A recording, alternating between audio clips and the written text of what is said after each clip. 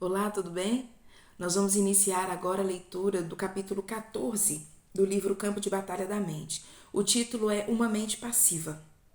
Nós vamos entender um pouco até que ponto uma mente passiva é saudável, até que ponto uma mente passiva nos conduz a um caminho de vitória. Vamos lá, que a leitura tá excelente. Vamos lá. Uma mente passiva. O meu povo está sendo destruído porque lhe falta conhecimento. Oséias capítulo 4, versículo 6. Essa afirmação é certamente verdadeira no que diz respeito à área da passividade. A maioria dos cristãos não está nem mesmo familiarizada com o termo, tampouco sabem como reconhecer os sintomas. Passividade é o oposto da atividade. É um problema perigoso porque a palavra de Deus ensina claramente que devemos estar alertas, sombrios e ativos. 1 Pedro capítulo 5, versículo 8 diz isto. Que devemos reavivar a chama e agitar o dom que há em nós. 2 Timóteo 1, versículo 6. Tenho lido várias definições da palavra passividade e a descrevo como ausência de sentimento, uma ausência de desejo, apatia geral, indiferença e preguiça. Espíritos maus estão por trás da passividade. O diabo sabe que a inatividade, o insucesso para exercitar a vontade significará a completa derrota do cristão. Enquanto uma pessoa está se movendo contra o diabo, usando sua vontade para resistir, o inimigo não ganhará a guerra. Entretanto, se entrar em estado de passividade, ela estará com sérios problemas. Tantos cristãos são tão governados emocionalmente que qualquer ausência de sentimentos é tudo o que elas precisam para que parem de fazer o que foram ensinados a fazer. Eles louvam se sentirem vontade, doam se sentirem vontade, são fiéis ao que dizem se sentirem vontade. E se não sentirem vontade, não fazem nada. O espaço vazio é um lugar. Nem deis lugar ao diabo. Efésios capítulo 6, capítulo 4, versículo 6, desculpa. O lugar que damos a Satanás é frequentemente um espaço vazio. Uma mente vazia e passiva pode facilmente ser cheia com todos os tipos de pensamentos errados. Um cristão que tem uma mente passiva e que não resiste a esses pensamentos errados, frequentemente os toma como seus próprios pensamentos. Ele não percebe que o espírito mau os injetou em sua mente porque havia espaço vazio lá para ser preenchido. Uma forma de manter os pensamentos errados fora da mente é manter a mente cheia de pensamentos certos. O diabo pode ser lançado fora, mas ele vai e vagueia em lugares secos por uma temporada. Quando ele retorna para o seu antigo lar e encontra vazio, a Bíblia diz em Lucas capítulo 11, versículo 24 ao 26, que ele volta e traz outros demônios com ele. E a última condição da pessoa é pior do que a primeira. Por essa razão, jamais tentemos lançar fora um espírito mal de uma pessoa, a menos que ela tenha sido instruída a como encher o espaço vazio. Não estou dizendo que cada pessoa que tem um pensamento mau tenha um espírito mau, mas um espírito mau está sempre por trás de pensamentos maus. Um indivíduo pode lançar fora conceitos repetidamente, mas eles voltarão imediatamente até que ele aprenda a preencher o espaço vazio com uma forma de pensar correta. Quando o inimigo retornar, ele então não encontrará lugar naquela pessoa. Há pecados agressivos ou pecados de execução e há pecados passivos que são pecados de omissão. Em outras palavras, há coisas erradas que fazemos e há coisas certas que não fazemos. Por exemplo, um relacionamento pode ser destruído por palavras irrefletidas, mas pode também ser destruído pela omissão das palavras bondosas de apreciação que deveriam ter sido ditas, mas nunca o foram. Uma pessoa passiva pensa que não está fazendo nada errado porque ela não está fazendo nada. Confrontada com o seu erro, ela dirá: eu não fiz nada. Sua análise é correta, mas o seu comportamento não é. O problema surgiu precisamente porque ele não fez nada, superando a passividade. Há alguns anos, meu marido David teve alguns problemas com a passividade. Havia certas coisas que ele era ativo. Ele ia trabalhar todo dia, jogava golfe aos sábados e assistia ao futebol aos domingos. Além disso, era muito difícil motivá-lo a fazer qualquer outra coisa. Se eu precisasse de um quadro pendurado na parede, poderia levar 3 ou 4 semanas para ter sido feito. Isso causava grande atrito entre nós. A mim parecia que ele fazia o que queria e que, além disso, não fazia nada. Dave amava o Senhor e quando ele o procurou a respeito do seu problema, ele o fez observar algumas informações sobre a passividade e os seus perigos. Ele descobriu que espíritos maus estavam por trás de sua inatividade. Havia certas áreas que ele não tinha problemas, mas porque havia mantido sua vontade naquelas áreas. Mas em outras áreas ele tinha, basicamente pela inatividade, entregue sua vontade ao inimigo. Ele era oprimido daquelas áreas e tinha se movido a um lugar onde ele não tinha qualquer desejo, qualquer eu quero, nenhuma motivação para ajudá-lo a realizar certas atividades. O estudo da palavra de Deus e a oração eram duas outras áreas nas quais ele era passivo. Como eu sabia que ele não estava buscando a Deus por direcionamento, era-me difícil ouvi-lo. De qualquer forma, eu tinha um problema de rebeldia. E você pode ver como o diabo usou nossas fraquezas contra nós mesmos. Muitas pessoas estão divorciadas exatamente por causa de tais problemas. Elas realmente não entendem o que está errado. Na verdade, eu era muito agressiva. Eu estava sempre correndo na frente de Deus, na carne, fazendo minhas próprias coisas e esperando que o Senhor as abençoasse. David não fazia muito, exceto esperar em Deus, o que me irritava seriamente. Agora nós rimos quando pensamos em como costumávamos ser, mas naquela época não era engraçado. E se Deus não tivesse chamado nossa atenção, poderíamos ter sido mais uma daquelas estatísticas de divórcio. Dave me dizia que eu estava sempre na frente de Deus, e eu respondia dizendo que ele estava 16 quilômetros atrás de Deus. Eu era muito agressiva e Dave era muito passivo. Quando o cristão está inativo em qualquer área em que ele tem capacidade ou talento, essa área particular começa a atrofiar ou tornar-se imobilizada. Quanto mais tempo ele não faz nada, menos ele quer fazer. Um dos melhores exemplos é o exercício físico. Estou no momento em um bom programa de exercício, e quanto mais me exercito, mais fácil fica. Quando comecei era muito difícil, doía cada vez que eu seguia o programa, porque eu havia estado inativa e passiva no que diz respeito a exercício físico por um longo tempo. Quanto mais tempo eu não fazia nada, pior ficava a minha condição física. Eu estava ficando cada vez mais fraca, dada a não utilização dos meus músculos. Dave começou a ver o que era o seu problema. Ele estava lidando com espíritos maus que o estavam oprimindo por causa de sua inatividade de longo termo. Quando o Espírito Santo revelou-lhe a verdade, Dave determinou que ele seria outra vez ativo e agressivo, não preguiçoso ou procrastinador. Tomar a decisão foi a parte mais fácil, colocá-la em ação foi a parte mais difícil. Era difícil porque cada uma das áreas em que ele havia sido passivo tinha agora de ser exercitada, até que ficasse forte outra vez.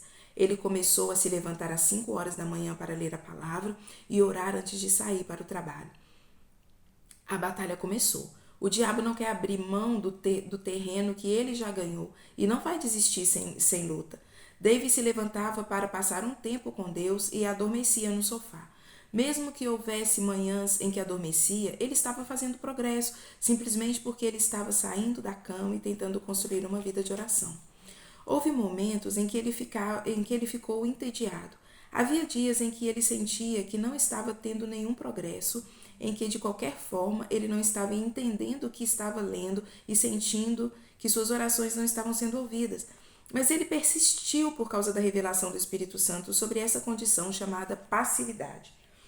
Comecei a notar que quando eu precisava de Dave pendurasse um quadro ou consertasse alguma coisa na casa, ele respondia imediatamente. Ele estava começando a ter seus próprios pensamentos. Outra vez, ia tomar suas próprias decisões. Muitas vezes ele não tinha vontade de fazê-lo, ou até mesmo não queria fazê-lo no seu natural, mas ele ia além dos seus sentimentos e desejos carnais. Quanto mais ele agia em relação ao que sabia que era o correto, mais liberdade desfrutava. Serei honesta e lhe direi que não foi fácil para ele. Ele não foi liberto em uns poucos dias ou umas poucas semanas. A passividade é uma das condições mais difíceis de se superar, porque, como mencionei, não há sentimento para emprestar suporte. Dave persistiu com a ajuda de Deus. Agora ele não é nem um pouquinho passivo. Ele é administrador de vida na palavra, supervisiona todos os nossos programas de rádio e televisão e é responsável por todos os aspectos financeiros do ministério.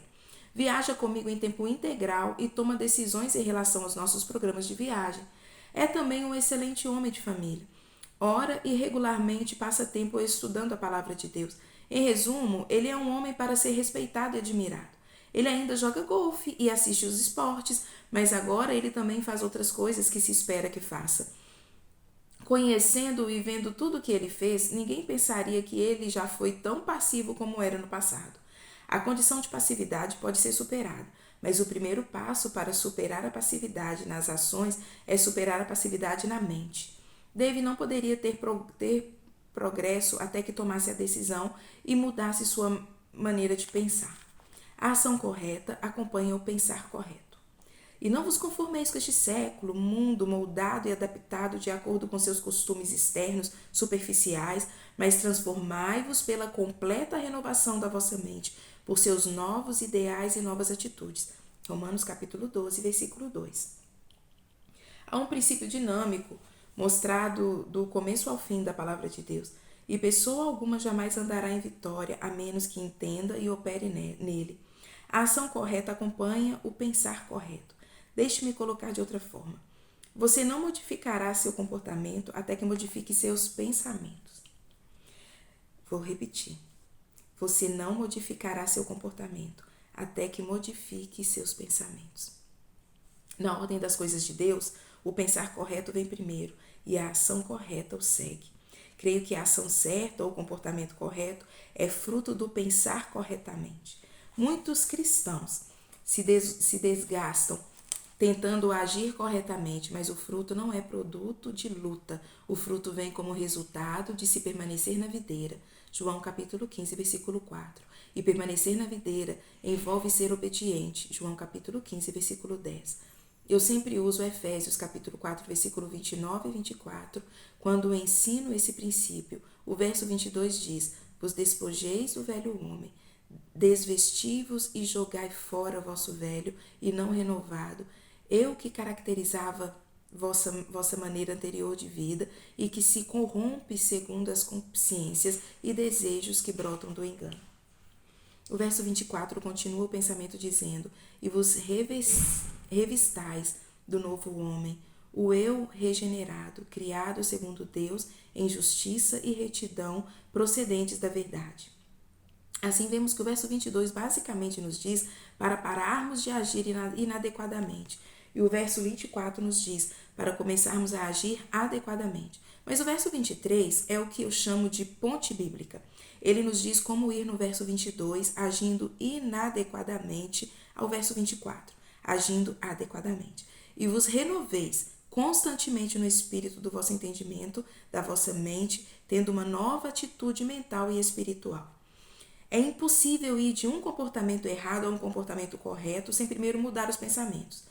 Uma pessoa passiva pode querer fazer a coisa certa, mas ela jamais conseguirá isso a menos que ative sua mente propositadamente e alinhe com a palavra e a vontade de Deus. Um exemplo que me vem à mente envolve um homem que certa vez foi para a fila de oração em uma das minhas conferências. Ele tinha um problema com a luxúria. Ele realmente amava sua esposa e não queria que o seu casamento fosse destruído, mas seu problema precisava ser resolvido ou ele arruinaria seu casamento. Joyce, eu tenho um problema com a luxúria, ele disse. Parece que eu simplesmente não posso ficar longe de outras mulheres. Você pode orar para que eu seja liberto? Eu orei muitas vezes, mas parece que jamais conseguirei algum progresso. Isso foi o que o Espírito Santo me ordenou para que lhe dissesse. Sim, eu vou orar por você, mas você deve ser responsável pelo que permite que lhe seja mostrado na tela da sua mente. Você não pode visualizar fotografias, pornografias em seu pensamento ou imaginar-se com essas outras mulheres, se você quer desfrutar liberdade. Como esse homem, outros vieram a perceber imediatamente porque eles não estavam experimentando um progresso, mesmo que quisessem ser libertos. Eles querem mudar seu comportamento, mas não sua maneira de pensar. A mente é frequentemente uma área na qual as pessoas brincam com o pecado. Jesus disse em Mateus capítulo 5, 27 e 28, ouviste o que foi dito? Não adulterarás. Eu, porém, vos digo, qualquer que olhar para uma mulher com intenção impura no coração, já adulterou com ela. O caminho para as ações pecaminosas é pavimentado com pensamentos pecaminosos. Uma mulher que participou do meu primeiro estudo bíblico doméstico tinha entregado sua vida ao Senhor e queria que seu lar e seu casamento fossem consertados. Tudo em sua vida era uma bagunça: o lar, os filhos, as finanças, a condição física e etc. Ela disse abertamente que não amava seu marido. De fato, ela realmente o desprezava. Sabendo que sua atitude não era de Deus, ela queria amá-lo, mas simplesmente parecia que não podia tolerar estar perto dele. Nós oramos, ela orou, todos oraram. Compartilhamos a escritura com ela e lhes demos fitas para ouvir. Fizemos tudo o que sabíamos e, embora ela parecesse estar seguindo nossos conselhos, ela não progredia. O que estava errado? Durante uma sessão de aconselhamento, foi revelado que ela havia sido uma sonhadora toda a sua vida. Ela estava sempre imaginando uma existência de conto de fada, na qual ela era a princesa e o príncipe vinha para casa depois do trabalho com flores e doces, emocionando-a com sua devoção a ela. Ela passava os dias pensando assim: e quando seu marido, cansado, acima do peso, suado e sujo, chegava em casa, depois do trabalho, com um dente faltando, ela o desprezava. Pense nessa situação por um momento.